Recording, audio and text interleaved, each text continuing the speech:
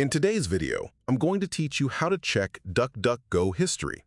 If you've ever needed to revisit a website you viewed earlier but couldn't remember the exact address, checking your browsing history can be incredibly helpful.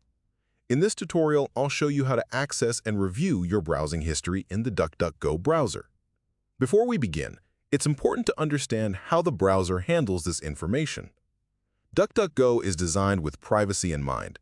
Unlike some browsers that sync large amounts of data to cloud services, your browsing history is stored locally on your device.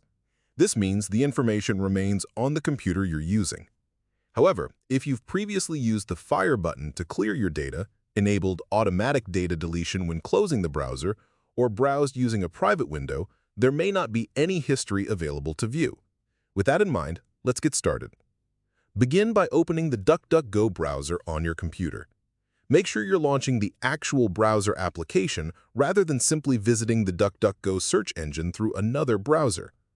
Once the browser opens, allow it a few moments to fully load so that all navigation controls are available. For the best experience, consider maximizing the browser window if it's currently small. This can make it easier to locate the controls you'll need throughout the process. Next, direct your attention to the upper right corner of the browser window. Look for the menu icon, which is represented by 3 horizontal lines. This is commonly known as the hamburger menu. Click on it to open the browser's main menu, where you'll find access to several useful features, including settings, downloads, and browsing history. After opening the menu, locate and select the History option. This will display a small menu containing recently visited pages. While this provides a quick overview, you'll want to access the complete history list for a more detailed view. To do that, click on Show All History. The browser will open a dedicated history page displaying a chronological record of websites you visited on that device.